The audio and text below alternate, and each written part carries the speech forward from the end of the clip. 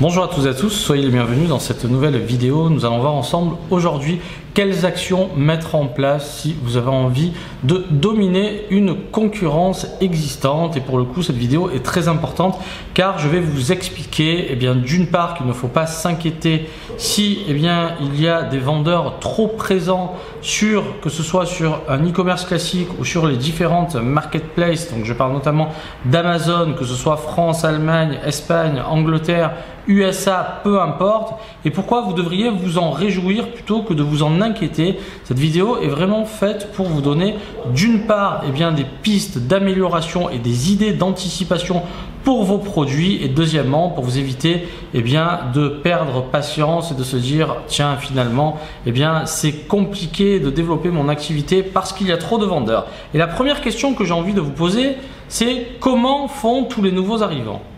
Il y a deux options, soit vous faites, soit vous ne faites pas. Donc déjà, essayez de vous rassurer là-dessus. Cette vidéo est très importante dans le sens où si vous ne vous posez pas les bonnes questions, vous risquez d'abandonner trop précipitamment et ce serait fort dommage parce que la bonne nouvelle, c'est qu'il y a une grosse demande dans la plupart des niches et seules les personnes qui réussissent sont celles qui vont proposer une expérience et des produits différents, et je suis là vraiment pour vous expliquer ce que vous devriez réaliser parce qu'il y a beaucoup de personnes qui ont l'impression qu'avec 1000 ou 1500 euros tout va exploser. Je vous le souhaite, mais globalement comme je vous l'ai dit, si vous rentrez dans ce jeu là, oui, ça implique un investissement, et pour le coup il y a vraiment très peu, on va dire autour de, à mon avis, dans les 2-3% de personnes qui font bien les choses, et tout le reste, je suis navré de vous le dire, mais vous ne vous investissez pas du tout assez, et c'est la raison pour laquelle vos résultats sont tièdes.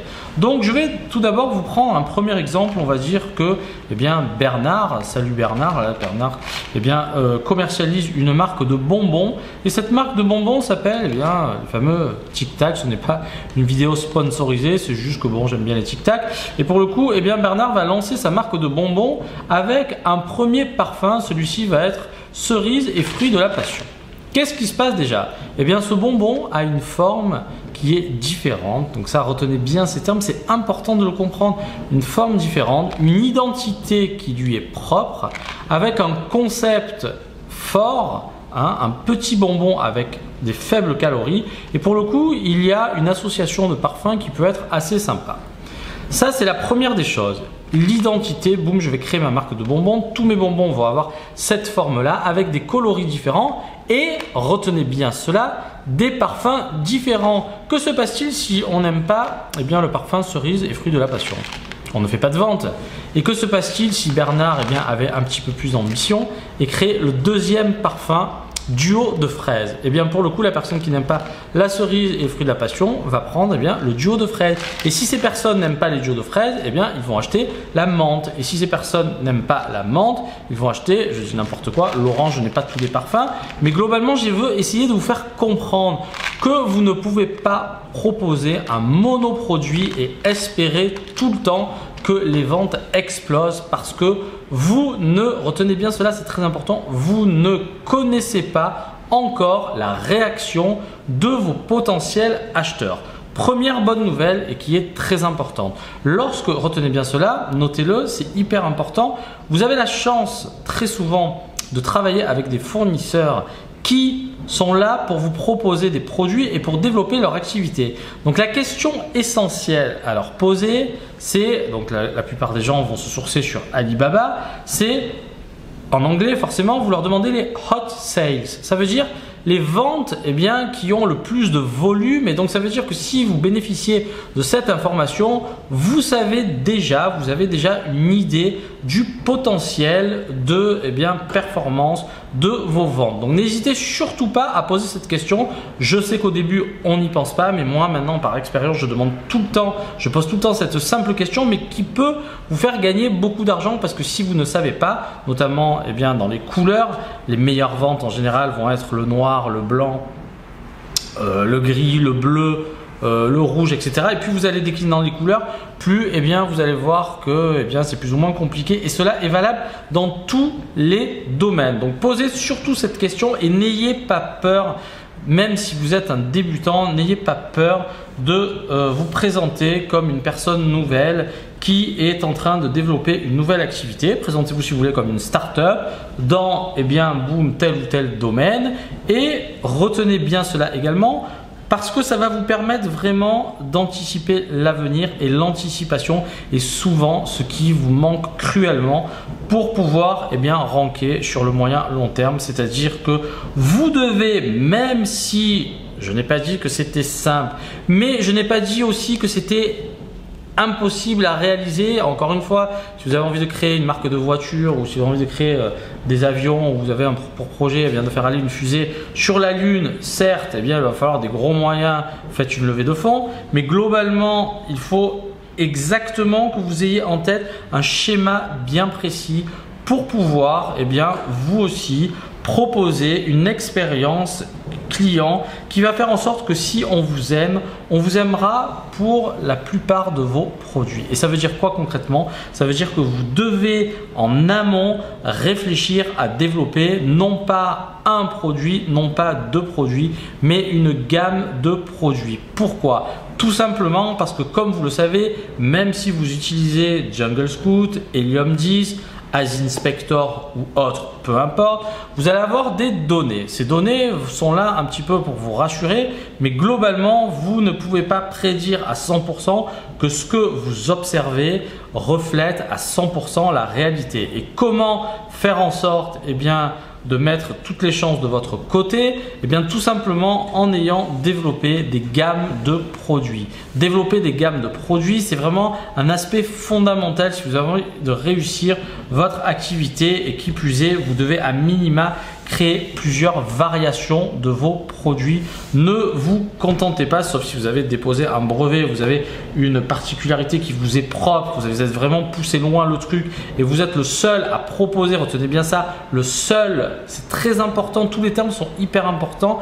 Je sais qu'il y a des personnes qui sont sensibles à certaines petites phrases ou mots et d'autres pas du tout, mais chacun de ces termes a son importance.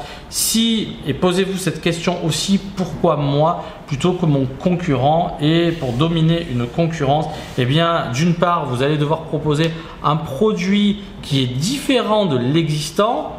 Posez-vous ces questions. Quel est mon persona? C'est un thème qui vient souvent lorsque vous avez envie de créer une offre produit cohérente. Quel est mon avatar? Quel est mon client cible? À qui je m'adresse? Comment je m'adresse? Qui je cible? Comment je me positionne? Toutes ces questions sont fondamentales parce que votre message ne peut être le même pour tout le monde. Et ça, c'est vraiment important de le comprendre. Aujourd'hui, il faut être cohérent dans la création de sa marque. C'est vraiment une chose fondamentale et il faut avoir, c'est pour ça qu'on va parler de charte graphique, on va parler de l'importance d'un logo. Donc, s'il vous plaît, je sais qu'il y a des gens qui se disent « Ouais, moi j'ai fait mon logo à 5 € sur Fiverr ou sur 5euros.com », sauf que pour le coup, que se passe-t-il si un concurrent a le même logo que vous? Et très souvent, vous allez voir que dans la pratique et de plus en plus, les personnes se retrouvent avec les mêmes produits, de la même manière que si vous allez voir un fournisseur. Vous devez faire cet effort, j'en parle souvent, mais il y a une petite formation pour prendre des photos. Prenez des photos et ces photos doivent occuper une grande partie du visuel. Ne vous contentez pas d'exploiter les photos de votre fournisseur parce qu'un concurrent aura les mêmes choses que vous. Et si vous voulez aujourd'hui, le conseil aussi pour dominer une concurrence, c'est prendre en compte l'existant, noter les points faibles et de là arrêter de regarder pour prendre sa propre direction. Soyez un créateur plutôt qu'un suiveur, c'est hyper important. Ayez une identité qui vous est propre. Regardez comment font la plupart des marques. Si tout le monde fait la même chose, comment on se distingue? C'est la même manière dans le business en ligne, que ce soit pour votre e-commerce, que ce soit sur les marketplaces. Vous devez veiller absolument à faire en sorte que l'on vous identifie. Et si vous êtes la pâle copie du concurrent et vous allez juste changer votre marque, je suis navré de vous le dire, mais ce ne sera pas suffisant à moins que vous ayez vraiment, vous commandiez des volumes exponentiels et pour le coup, vous serez un des seuls à pouvoir baisser les prix. Si vous avez cette stratégie-là, c'est que vous avez beaucoup d'argent, vous pouvez vous permettre de le faire. Mais si vous n'êtes pas dans cette configuration, comment allez-vous faire pour qu'on vous remarque. Et ça, c'est très important. C'est la raison pour laquelle aujourd'hui, je pense sincèrement, je suis là pour vous rassurer. Il y a vraiment des places à prendre dans tous les domaines, mais je reçois trop souvent des retours de personnes qui me disent « Ah, mais ça existe, ça existe, ça existe ». Ok, mais à un moment donné, eh bien, si ça existe, ça veut dire qu'il faut être différent pour que l'on vous remarque. Et ça, cette culture d'entreprise, je vais appeler ça une culture d'entreprise. Regardez, bon, on parle toujours d'Apple, mais think different. Et bien ça, c'est vraiment un message qui est fort. Positionnez-vous comme une entité particulière qui va proposer des produits qui sont différents de l'existence. Ça passe par un message qui est différent, une cible qui forcément concerne une caractéristique de personnes bien précise. Ça va être une tarification qui est adaptée fonction de vos personnes cibles. Et pour le coup, il va falloir un packaging qui est aussi adapté. Alors que ce soit le packaging principal ou le contenant selon ce que vous comptez proposer à la vente. Et regardez encore une fois, bon moi là, en ce moment je suis en train de regarder un petit peu tout ce qui est cosmétique, je suis en train d'étudier, donc j'ai contacté pas mal de fournisseurs pour essayer de développer une gamme de produits cosmétiques. Donc pour l'instant c'est à l'étude, ça prend beaucoup de temps, mais pour le coup, qu'est-ce que je vais faire si je crée une gamme de produits cosmétiques? Est-ce que vous croyez réellement que je vais faire une crème? Ben non, parce que si cette crème performe mal, si demain j'avais une deuxième crème, peut-être que ça fonctionnerait mieux. Si demain j'en avais une troisième, une quatrième, une cinquième, et si j'arrive à étendre à une gamme de produits, peut-être même qu'il pourra vous arriver cela, c'est Amazon qui va vouloir vous acheter vos produits. Donc ça, ce sera l'objet d'une vidéo beaucoup plus lointaine, Vendor Central. C'est un programme qui ne fonctionne que sur invitation et où Amazon vous contacte pour vous acheter vos propres produits. Attention, je n'ai pas dit que c'était simple et il faut avoir des moyens financiers plus importants. Mais globalement, si maintenant avec un seul produit, vous pensez que vous allez tout exploser,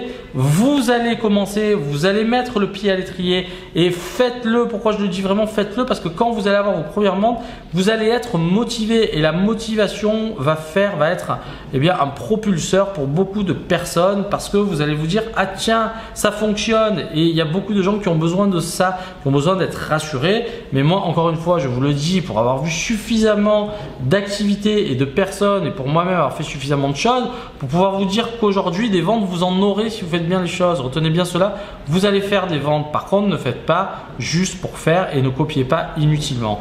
Donc encore une fois, posez-vous cette question, comment je vais être différent? Prenons l'exemple de Zappos. Je ne sais pas si vous connaissez à l'époque Zappos.